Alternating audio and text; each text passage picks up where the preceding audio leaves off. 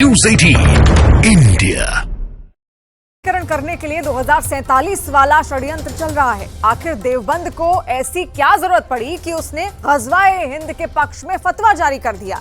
कहीं ऐसा तो नहीं कि देवबंद में कुछ लोग पाकिस्तान के इशारे पर देशद्रोह की साजिश कर रहे हैं?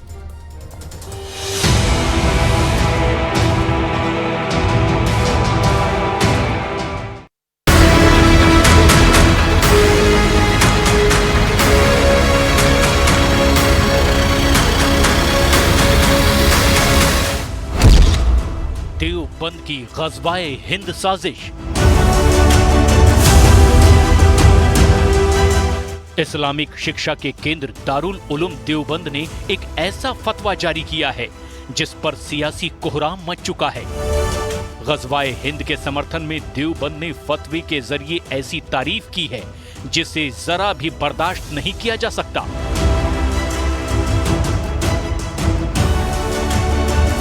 आखिर देवबंद को ऐसी क्या जरूरत पड़ी कि वो गज़वाए हिंद की आड़ में साजिश कर रहा है? क्या देवबंद विदेशी ताकतों के हाथों में खेल रहा है? गज़वाए हिंद है क्या और देवबंद ने इसके समर्थन में क्या फतवा जारी किया है? जरा इसे भी जान लीजिए। गज़वाए हिंद भारतीय उपमहाद्वीप में इस्लामीकरण की जंग का समर्थन करता है। देवबंद ने अपने फतवे में भारत में गज़वाए हिंद के मकसद का समर्थन किया है।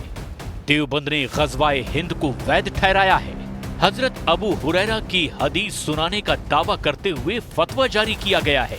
गज़वाए हिंद में लड़ने और दौलत कुर्बान करने की बात का देवबंद ने अपने फतवे में जमकर समर्थन किया है। देवबंद ने अपने फतवे में गज़वाए हिंद के दौरान शहीद होने वालों को महान बलिदानी होने का भी दावा किया है। यहाँ तक कि गज़वाए हिंद के दौरान जिंदा रहने वालों को गाजी होने का दावा देवबंद ने अपने फतवे के जरिए किया है। फतवे में किताब को प्रिंट करने वाली कंपनी का नाम भी दिया गया है। गज़वाए हिंद पर देवबंद का फतवा।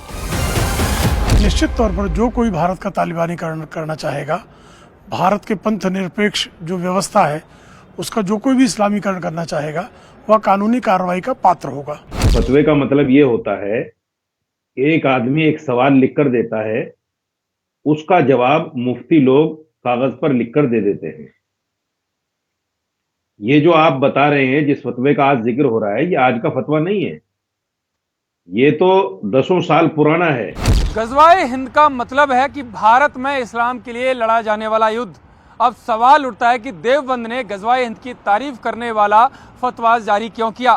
क्या देवबंद भारत में किसी तरह की इस्लामिक जंग का समर्थन करता है? और क्या देवबंद देश विरोधी फतवे को जारी करके भारत विरोधी गतिविधियों में शामिल है? इन्हीं सब सवालों ने देश में सियासी गदर मचाया हुआ है। गज़वाए हिंद पर फतवा, देश विरोधी एजेंडा। उत्तर प्रदेश के सहारनपुर में देश की सबसे बड़ी इस्लामिक संस्था दारुल उलूम देवबंद के सैकड़ों मदरसे देश में मौजूद हैं। अब सवाल उठता है कि देवबंद गज़वाए हिंद पर ऐसे फतवे क्यों जारी कर रहा है जिससे देवबंद के मदरसों में पढ़ने वाले हजारों छात्रों के दिमाग में जहर घोला जा रहा है? क्यों मदरसों के छात्रों को गज़वाए हिंद के जरिए भारत में गैर मुस्लिमों के खिलाफ जंग को जायज ठहराने की कोशिश की जा रही है? दारुल उलूम देवबंद गज़वाए हिंद को मान्यता देने वाले फतवे पर घिर चुकी है। फतवे में गज़वाए हिंद का महिमा मंडन किया गया है और इस्लामिक दृष्टिकोण से वैध ठहराया गया है। लेकिन अब एक्शन लेते हुए राष्ट्रीय बाल संरक्षण आयोग यानी कि NCPCR ने इस फतवे को देश विरोधी बताते हुए सहारनपुर डीएम और SSP से FIR दर्ज करने को कहा है।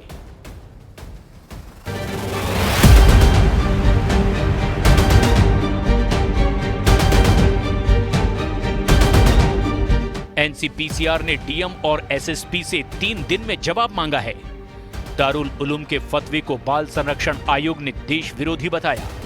सहारनपुर जिला प्रशासन ने FIR करने की मांग की गई। आयोग के अध्यक्ष ने सहारनपुर डीएम SSP को पत्र लिखा। फतवे में गज़वाए हिंद को महिमा मंडित करने का आरोप है।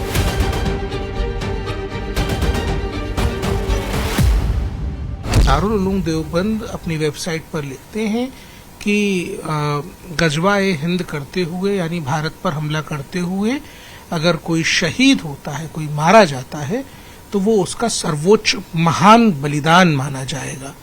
इस तरीके का जहर बच्चों के दिमाग में भरना खतरनाक है और बच्चे भी भारत के हों या पाकिस्तान के हों या बांग्लादेश के हों, हमारे देश के खिलाफ उनके दिमाग में नफरत पैदा करना, हमारे देश को उन बच्चों के दिमाग में दुश्मन की तरह निरूपित करना राष्ट्रद्रोह है।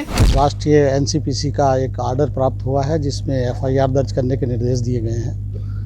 आदरणीय वरिष्ठ पुलिस अधीक्षक महोदय को इस पत्र को भेजा गया है।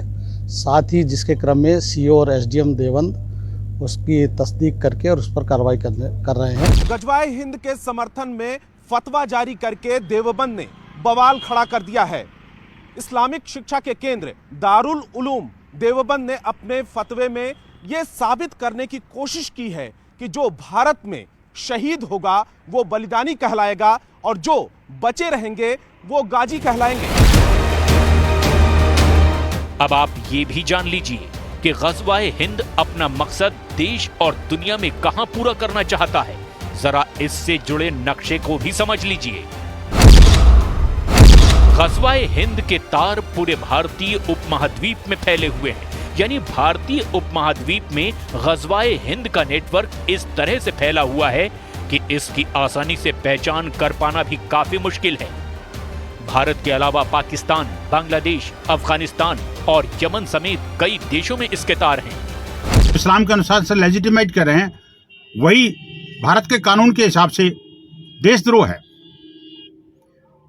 इसकी परिभाषा को इनको समझना पड़ेगा, समझाना पड़ेगा और उनकी भाषा पर भी नियंत्रण करना पड़ेगा। देवबंद की गज़वा-ए-हिंद साजिश, यही वजह है कि देवबंद के फतवे के खिलाफ बीजेपी अब खुलकर विरोध पर उतर आई है। बीजेपी ने जहां इसे देश के तालिबानीकरण की साजिश बताया है, तो वहीं हिंदू धर्मगुरुओं ने इसे गहरी साजिश करार दिया है। लादेन से लेकर बगदादी तक उसी विचार से जुड़े हुए लोग रहे हैं, तो देवबंद में तो हमेशा इस काम हुआ है। कब नहीं, हमारी इंटेलिजेंस ने हमेशा बताया है कि देवबंद आतंकी गतिविधियों में लिप्त है, आतंकी यहाँ से पकड़े जाते हैं, हमेशा होता है। तो ये कौन सा नया काम देवबंद ने किया है?